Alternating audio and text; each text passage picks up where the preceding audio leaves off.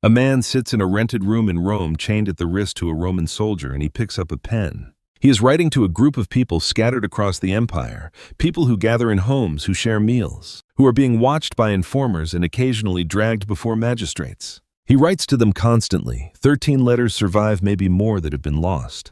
And in every single one of them, in every line he ever wrote that we still possess, the Apostle Paul never once uses the word Christianity. Not once. He does not call it that. He does not call the people who follow Jesus Christians in his own voice. He does not describe what he is building, defending, and dying for as a religion called Christianity. That word, the one printed on seminary doors and government census forms and the covers of 1,000 books, is not a word Paul reached for.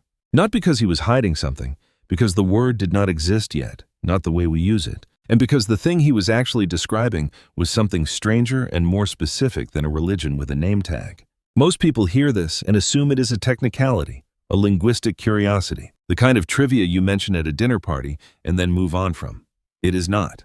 Because when you go looking for what Paul actually called this movement in his own words in the actual Greek text of his letters, you find a handful of terms he uses again and again, terms that reveal something the modern word Christianity quietly erases.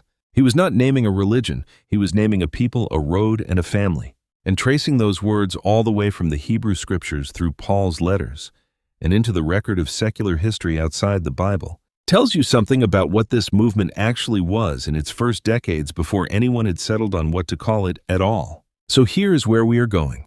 We are going to look at the actual words Paul used instead of Christianity. We are going to trace where those words came from, what they meant to the ears that first heard them, and how they connect backward into the Old Testament and forward into the way outsiders eventually describe this group. And by the end, I think you will see that the absence of the word Christianity from Paul's vocabulary is not a gap. It is a clue. Let's start with the word he uses most often, because it is hiding in plain sight in almost every letter he wrote, ekklesia. You have heard this word before, even if you did not know it. It gets translated into English as church, and that translation is not wrong, but it flattens something important. Ekklesia is a compound Greek word. It comes from ek, meaning out of, and kaleo, meaning to call. Literally, it means the called out ones. And here is what most people miss about this word. Paul did not invent it, and he was not the first to use it for a religious gathering. Ekklesia was a civic term. In Greek city-states, the ekklesia was the assembly of citizens, the ones formally called out from the general population to gather, deliberate, and make decisions for the city. When Paul uses this word for the followers of Jesus, he is reaching for language that already meant something specific, a body of people summoned out of the general population for a purpose. But there is a second layer underneath that one, and it goes back further than Greek civic life. When the Hebrew scriptures were translated into Greek in the centuries before Jesus, in the translation called the Septuagint, the Hebrew word kahal, meaning assembly or congregation, was regularly rendered into Greek as ekklesia. Kahal is the word used for Israel gathered at Mount Sinai in Exodus, the assembly of the covenant people standing before God to receive his law. So when Paul writes to the ekklesia of God in 1 Corinthians chapter 1 verse 2, he is not coining a fresh label for a new club. He is deliberately placing this scattered group of Jesus followers, Jew and Gentile, together inside the lineage of Israel gathered at Sinai. The called out ones at Corinth stand in the same line as the called out ones at the mountain. That is not a religion with a brand name. That is a claim about continuity, about being grafted into an assembly that has existed since God first called a people to himself. And here's the detail that changes everything about how you should hear that word every time it shows up in Paul's letters. He almost never uses it to describe a building, a denomination, or an institution. He uses it for people. The church that is in their house, he writes in Romans chapter 16 verse 5. Not the church that meets in their house, the church that is their house, the gathered people themselves. Ekklesia for Paul is not architecture. It is assembly. It is a summons and a people who answered it. Now let's look at a second term Paul reaches for constantly, one that reveals something even more intimate than the called out ones. He calls them hagioi. It gets translated saints, and that word has picked up so much religious varnish over the centuries that people hear it and think of statues and stained glass of a special tier of extra holy Christians canonized centuries after death. That is not what Paul meant, and it is worth slowing down here, because this is one of the places where the English translation genuinely obscures the original force of the word. Hagioi comes from the root hagios, meaning holy, and it carries the sense of being set apart, consecrated, marked off for a particular use. In the Old Testament, the Hebrew equivalent kadosh is applied to the Sabbath, to the tabernacle, to the priesthood, to the nation of Israel itself. Israel is called to be a Kaddish people, a holy nation, not because they had achieved moral perfection, but because they had been set apart by God for His purposes among the nations. When Paul opens a letter with, "To the saints who are in Ephesus," he is not addressing a spiritual elite. He is addressing every ordinary believer in that city, tent makers and slaves and merchants and mothers, and calling them collectively the set-apart ones. It is not a title you earn. It is a status you receive the moment you belong to this assembly. Paul uses this word so often in letter after letter that it functions almost like a name tag for the whole movement. Not Christians, saints, the holy ones, the set-apart family of God, scattered across an empire that had no idea what to make of them. And that brings us to a third word, maybe the most tender one Paul reaches for, and it is a word you already know, adelphoi, brothers, sometimes rendered brothers and sisters in modern translations, because the word functioned as a gender-inclusive term for members of the same family in the Greek of that era.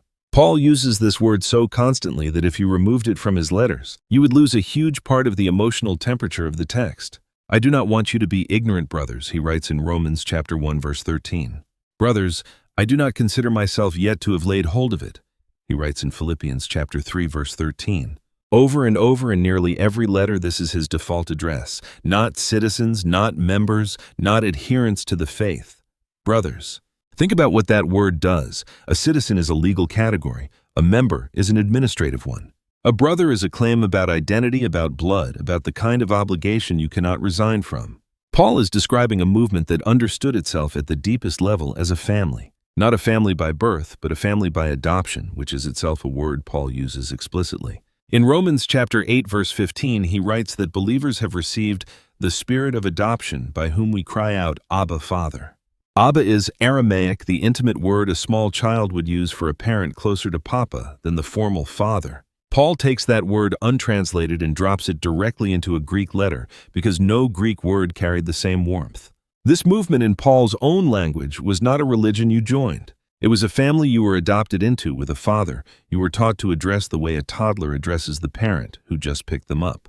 There is a fourth term worth pausing on before we move forward, because it shows up so often in English translations that people stop noticing it is even a translated word at all, believers. In Greek, the term is pistoi, and it comes from the same root as pistis, faith, and pisteuo, to believe or to trust. Paul uses it as a description of identity, not merely an inner mental state. In 1 Timothy chapter 4, verse 12, he tells Timothy to be an example to the believers in word, in conduct, in love, in spirit, in faith, in purity. Notice that believer here functions almost like a category of person the way citizen or neighbor would. And here is what most people miss about this word. Pistis in the world Paul lived in was not primarily about intellectual assent to a set of facts. It carried the sense of loyalty, allegiance, and trust placed in a person. A pistos was someone faithful, reliable, bound by loyalty. So when Paul calls someone a believer, he is not describing a person who has checked a doctrinal box. He is describing someone whose allegiance has shifted, someone who has pledged their trust to a particular Lord. That word allegiance is closer to the emotional center of pistis than our modern thinned-out use of believe as a synonym for think, probably true. Luke, writing the books of Acts, adds one more term to this picture, one that predates even the label Christian, and was almost certainly the very first thing outsiders called this group before Antioch ever coined its nickname, Mathatai, disciples.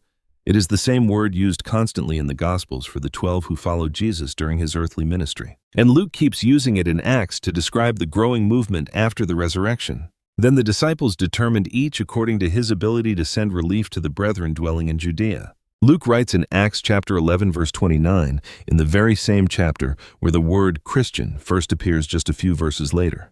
A disciple, methates, is literally a learner, someone apprenticed to a teacher, walking alongside a rabbi to absorb not just his words but his way of life. Long before the crowd in Antioch needed a label for this new group, the group already had a self-understanding baked into that word. They were apprentices, learners, people still in the process of becoming like the one they followed. Now here is where the story gets even more interesting, because so far we have looked at what Paul called the people. But there is another term used elsewhere in the New Testament, and almost certainly circulating among believers, even if it does not appear explicitly inside Paul's own letters, that describes not who they were but what they were doing. And it might be the most important term of all, because it tells you that this movement, in its earliest self-understanding, was not a set of doctrines to believe, it was a road to walk. The term is the way. In Acts chapter 9 verse 2, before his conversion, Saul of Tarsus requests letters from the high priest, so that if he found any who were of the way, whether men or women, he might bring them bound to Jerusalem. Later, after his conversion, the same term keeps surfacing to describe the very movement he now belongs to. In Acts chapter 19 verse 9, some in Ephesus spoke evil of the way before the multitude. In Acts chapter 24 verse 14, standing on trial before the Roman governor Felix, Paul himself uses this term to describe his own faith. But this I confess to you, that according to the way, which they call a sect, so I worship the God of my fathers. Here is what most people never realize about that verse. Paul is standing in a Roman courtroom under formal accusation, and when asked to identify what he believes the word he reaches for is not a doctrine or a denomination, it is the way. Hodos in Greek meaning literally a road, a path, a journey with a direction. And this is not an accident of vocabulary. It connects directly back to something Jesus said about himself. In John chapter 14 verse 6, Jesus tells his disciples, "I am the way, the truth, and the life. No one comes to the Father except through me." The Greek word there is the same word hodos. Jesus does not say, "I have the way," or "I teach the way." He says, "I am the way." The movement that formed around him took that identification and let it become their own name, at least informally in the years before any other label stuck. They were not people who had adopted a set of beliefs about Jesus. They were people walking a road that Jesus himself claimed to be. Think about how different that is from the modern experience of a religious label. When you tell someone you are a member of a particular faith today, you are usually describing an institution you belong to or a doctrinal box you check. The way describes something closer to a direction of travel. You do not finish being on a road. You keep walking it. If this is opening something up for you, something you have read past 100 times without noticing, take a second and share this with someone who loves digging into the text the way you clearly do. Subscribing helps more people find studies like this one, and we are only about halfway through what these words actually reveal. So if Paul never called it Christianity, and the earliest believers called themselves the set-apart ones, the brothers, the called-out assembly and people of the way, where did the actual word Christian come from? Because it does show up in the New Testament, just not from Paul's own pen as a term he applies to himself or the churches he plants. The word appears for the first time in Acts chapter 11 verse 26, and the detail of how it arrives is easy to skim past. Luke writes that after Barnabas brought Saul to Antioch and the two of them taught a great many people there for a full year, the disciples were first called Christians in Antioch. Notice the passive voice. They were called this. The text does not say the believers named themselves this. It says the label was applied to them, almost certainly by outsiders in Antioch, a cosmopolitan Greco-Roman city, with a habit of coining nicknames for political and religious factions based on the name of their leader. The word Christianoi is built the same way Roman political labels were built at the time, the way Herodianoi described the followers of Herod. It essentially means partisans of Christ, and it was very likely coined by non-believers in Antioch as a way of categorizing this strange new group, not quite Jews, not pagan, but partisans of someone they called the Christ. And here's the detail that should stop you cold. The term shows up only 2 more times in the entire New Testament, once in Acts chapter 26 verse 28, where King Agrippa says to Paul, almost mockingly, "You almost persuade me to become a Christian." And once in 1 Peter chapter 4 verse 16, where Peter writes, "Yet if anyone suffers as a Christian, let him not be ashamed, but let him glorify God in this matter." That is the entire New Testament usage of the word, 3 times, never once from the mouth or pen of Paul as his own chosen term. Every other time we hear him describe the movement in letter after letter, in his own theological vocabulary. He reaches for ekklesia hagioi, adelphoi, and the language of the way. The word Christian was in its origin something said about them, not something they said about themselves. Now let's push this even further outside the Bible, because this is where the historical record becomes genuinely fascinating, and it confirms the pattern we are tracing. The Jewish historian Josephus, writing near the end of the 1st century, refers to the tribe of Christians in a passage about Jesus in his Antiquities of the Jews, using the outsider's term, the label that had already taken hold in public discourse by his time. The Roman historian Tacitus, writing his annals around the year 116, describes how the Emperor Nero blamed a devastating fire in Rome on a group whom the crowd called Christians, and Tacitus adds that this name derived from Christus, who had been executed under Pontius Pilate. Notice again the phrasing, whom the crowd called. Even a Roman senator writing decades after Paul's death still frames Christian as the public's label for the group, not the group's label for itself. There is one more piece of outside evidence worth setting alongside Josephus and Tacitus, because it comes from a source with no theological stake in the matter at all: government correspondence. Around the year 112, a Roman governor named Pliny the Younger, administering the province of Bithynia in what is now northern Turkey, wrote a letter to the Emperor Trajan asking for guidance on how to handle people being accused of being Christiani before his court. Pliny describes interrogating them, describes some who deny the charge, and describes others who admit it, and describe meeting before dawn to sing a hymn to Christ as to a god, and to bind themselves by oath to a life of honesty. What is striking for our purposes is that Pliny is using a term he clearly received from public usage, from accusers and informants, not a term the movement itself had handed him as its official self-designation. A Roman bureaucrat decades after Paul is still working with the crowd's word, still trying to pin down exactly what kind of thing this Christian label refers to. The label had outlasted Paul, but it was still even then primarily a term of external classification rather than internal identity. And here is perhaps the most telling piece of the whole puzzle. The actual word Christianity, Christianismos in Greek, does not appear inside the New Testament at all. Not once in any book by any author. Its earliest known appearance in surviving literature comes from a bishop named Ignatius of Antioch, writing around the year 107 or 110, roughly 4 decades after Paul's death, in letters he wrote on his way to martyrdom in Rome. Ignatius uses the term Christianismos, deliberately contrasting it with Judaismos, Judaism, as he works to define this movement as something distinct from its Jewish roots, for a new generation of believers who needed clearer boundaries.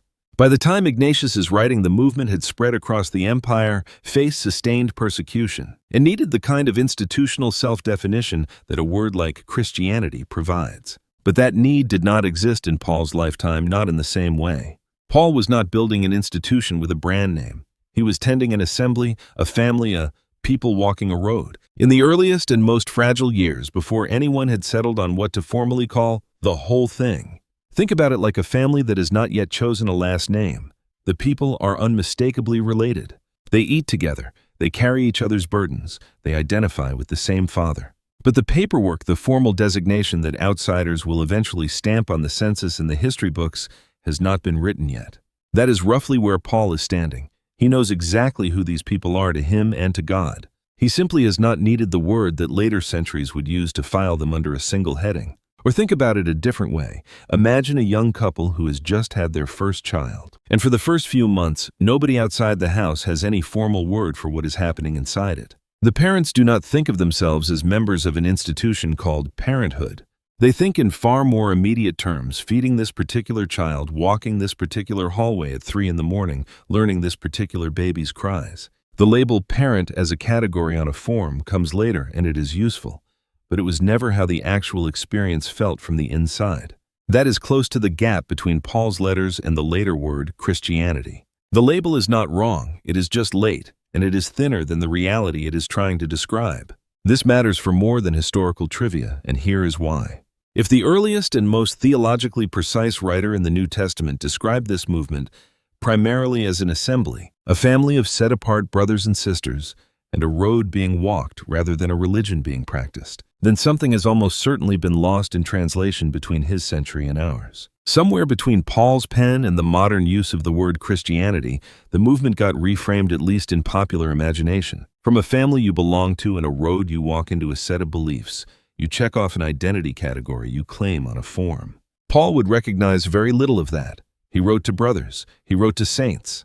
He wrote to people who were, in his own words in 2 Corinthians chapter 5, verse 17, a new creation, people for whom old things have passed away and all things have become new. That is not the language of religious affiliation.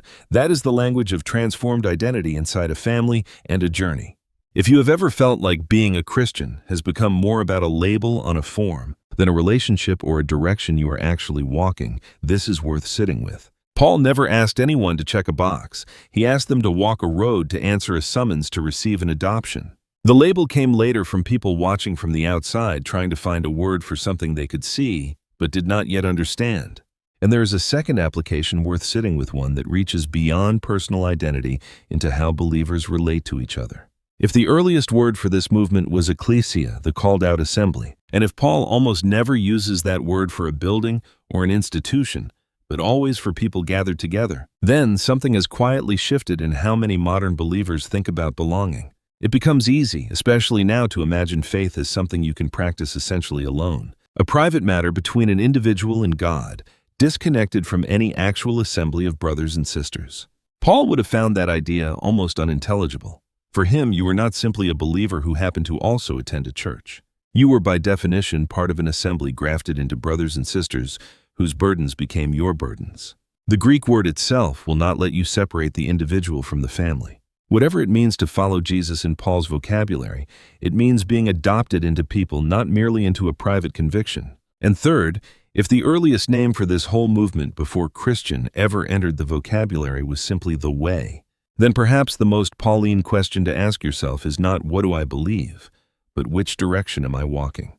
Beliefs can be recited without changing anything about how a life moves. A road, by contrast, has to be walked one step after another, and it becomes obvious fairly quickly whether you are actually on it or merely admiring it from a distance. Paul spent his whole ministry, chains and shipwrecks and floggings included, walking that road all the way to Rome. He never once needed the word Christianity to describe what he was doing. He needed the road, the family, and the assembly, and above everything else, the person the road was named after. Before we close, it is worth taking a second to just say thank you for sticking with a study like this one, tracing individual Greek words across an entire body of letters. If this kind of deep textual digging matters to you, consider joining as a channel member, or at the very least take 30 seconds to leave a comment about which of these words hit you the hardest. That kind of engagement is genuinely how more people find studies like this.